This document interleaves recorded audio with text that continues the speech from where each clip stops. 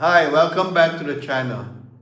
Today, we're going to dive into the life of one of the most legendary martial artists in history, Grandmaster Yip Man, known as the man who made Wing Chun famous worldwide. Yip Man's story is not just about fighting, it's about tradition, survival, and passing down knowledge that has influenced millions, including the world famous and renowned Bruce Lee, my Kung Fu uncle. The life story of Yip Man. He was born in 1893 in Foshan, a city in Guangdong province, China. He came from a wealthy family which gave him access to education and opportunities. But even at a young age, he was drawn to martial arts. So at the age of 12, he began training Wing Chun under Chan Wasun, one of the last students of the famous master Leong Chan. Chan Wasun charged a large tuition fee, but Yip Man's family wealth made it possible. So in those days, learning Wing Chun is like a novelty. Only the rich can afford to do that. Chan Wasun passed away only 3 years later.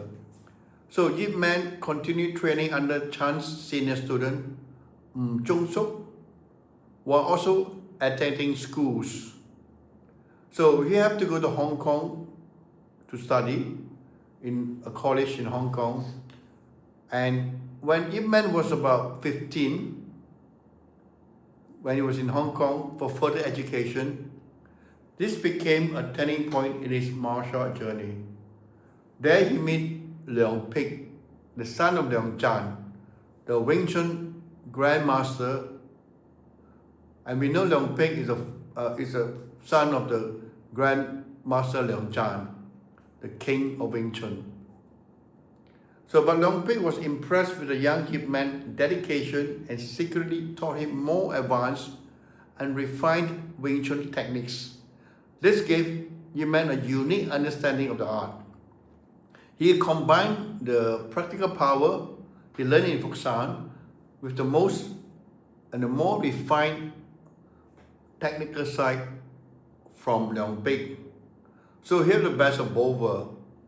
The most refined side from Leong Pik, the son of Leong Chan. But after finishing schools, Yip Man returned to Foshan in his 20s. He became a police officer, a respectable position at the time.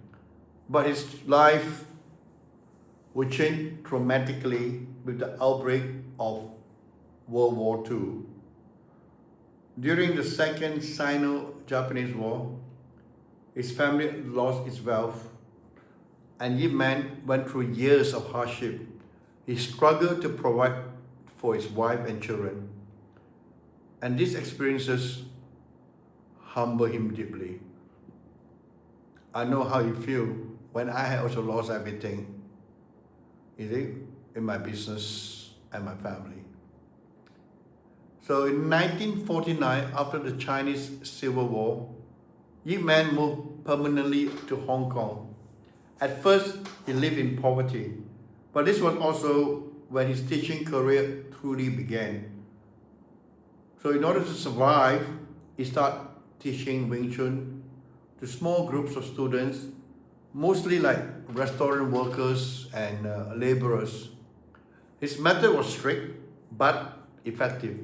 Soon, more and more students came, and Yip Man's reputation began to spread in Hong Kong. So more and more students came to learn Wing Chun.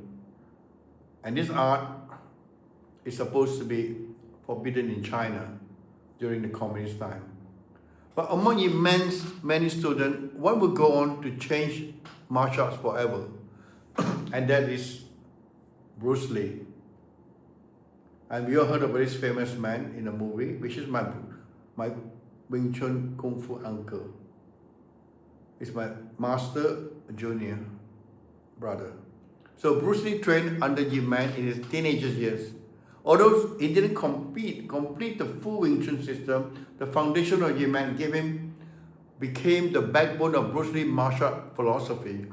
Through Bruce Lee Wing Chun, and by extension, Yip Man reached global fame. But it wasn't just Bruce Lee. Yip Man produced many great students like Wang Sun Leong, Lee Seng, my master, who brought Wing Chun to the West, and others also spread Wing Chun across the world. By 1960 and 70, Yip Man had become a highly respectable master. However, he still lived a modest life. Unfortunately, he suffered from chronic health issues, including cancer. But he never stopped teaching. In 1972, Yip Man passed away in Hong Kong at the age of 79. Just weeks before his death, he filmed himself performing the three core Wing Chun forms: Siu Lim Tao, the first form, the basic; Cham Kyu, the intermediate form; Piu Chi, the advanced form, so that to preserve them for the future generation. Today, Yip Man's legacy is everywhere. His name is immortalized in movies, books, and martial arts schools across the globe.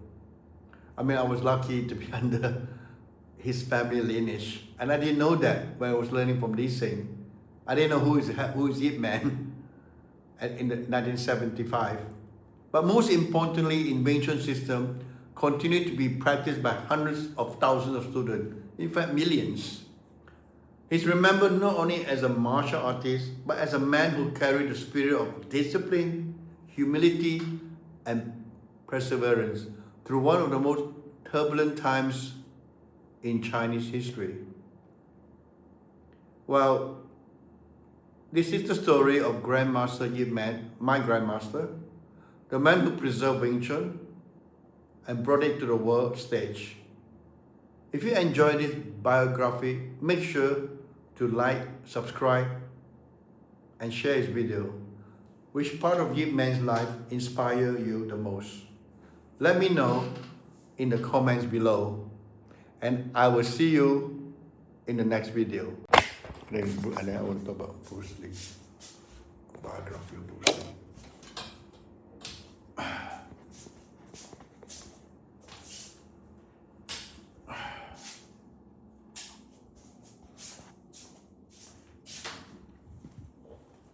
I was a very young man.